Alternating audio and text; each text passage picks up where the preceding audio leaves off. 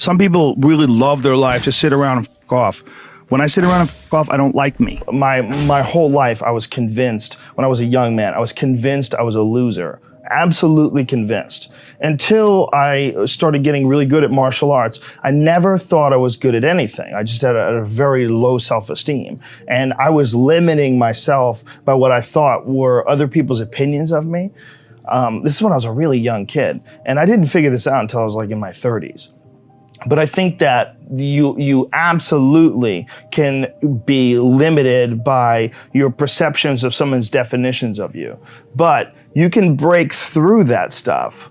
That's what you break through with discipline. That's where you break through with hard work and concentration and focus. And that's why it's so important to have like either a discipline or an art or something that you're trying to create or something that you're really focusing on. Because if you don't have like a point of focus as a human, I think it's very hard to get through this life and have an appreciation for true struggle. Because our physical struggle with what our bodies are designed for, the caveman of 10,000 plus years ago, our bodies are still designed for that. That physical struggle doesn't really manifest itself when you're sitting in front of a cubicle, in front of a computer in a cubicle, in this unnatural position all day. I think the whole situation is very confusing for the human body.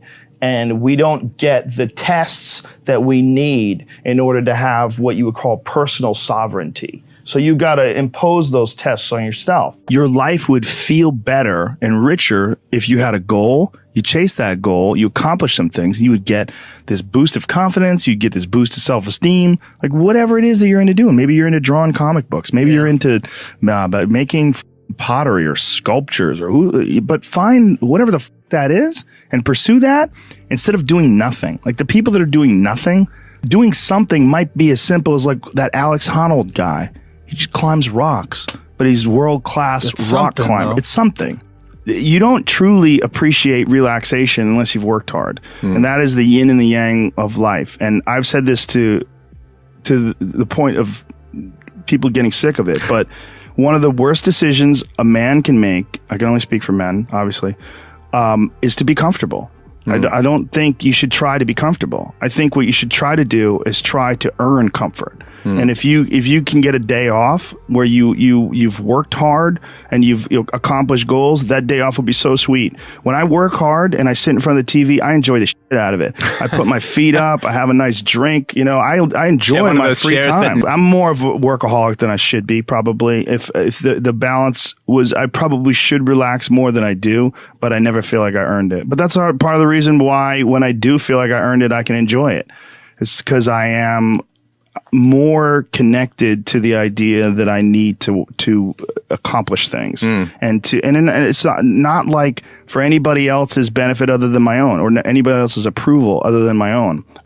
When I have a task, whether it's today I'm going to write 1,000 words, or 2,000 or whatever the number is. If I don't do that, I write things down. Like I'll write down a list of things that get accomplished that day. And if I don't accomplish that, I'll get sick. Like it'll drive me crazy. If I can't fill out that list, that drives me nuts, but that's what led me to be a championship level martial artist. That's what led me to achieve it's the reinforcement of those goals, like understanding that you can achieve those goals. It's going to be difficult. You're going to push through the difficulty, and then you're going to understand what difficulty truly is and how much of it is just mental, how much of it is just in your mind, this adversity to difficult task or to struggle. And a lot of people have that. They're scared. They're scared of complications. They're scared of failure. Failure is a big one that people are afraid of. But failure is one of the most important things you could ever have as far as like the motivation to do things differently. One of the reasons why I think that I'm good at friendships and relationships is because I've failed at them in the past. One of the things that I'm good at comedy is because I bombed on stage. One of the reasons why I'm good at work is because I've been a shitty worker in the past. And I know the feeling of failure, the feeling of shame, of being like a weak, non-motivated, lazy person. It's a weak feeling. You don't respect yourself. And I have this phrase that I use all the time to people to try to motivate people. I say that be the hero in your own movie. Pretend that if your life was a movie and your life started now, what would the hero do? What would the person that you respect do? What would the person that you admire, person that inspires you, what would they do? Well, do that. And if you do that, you slowly build momentum. You like, today I did what I wanted to do. Today I started a class in yoga. I did this. I did all these things that I was saying I wasn't going to do. And now I feel momentum. And momentum is a very important point in people's lives. That's why some folks don't like to take days off, because they feel like they're losing momentum and they sort of have to restart the wheel up again after a vacation. Before I was successful, I realized it was stupid. Long before, because when I was like an amateur, I would see guys that were killing, and I'd be like, F him, like, why is he doing good? Like, that guy sucks, and this guy sucks, and you know, how come he got this and he got that?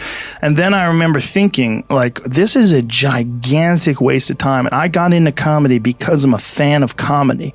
And my concentrating on people that suck or being jealous about people that are doing well does me zero good. But instead, if someone does well, I can be inspired and I can get fired up by it. I mean, I figured this out in my early 20s.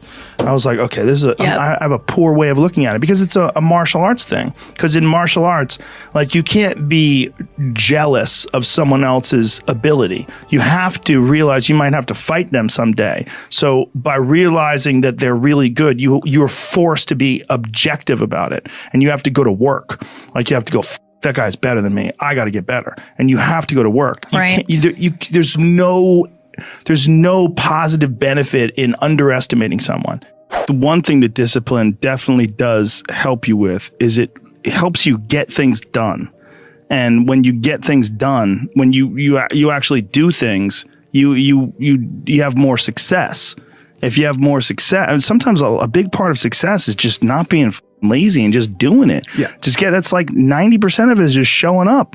Get there and start working. Like, you're not going to feel perfect every day. If I only worked out when I felt good, I'd be a fat because there's a lot of days I don't want to do it. It's pretty much the same with everybody that actually gets good at something. There's got to be those days you push through. And they're probably going to be more numerous than the days you don't.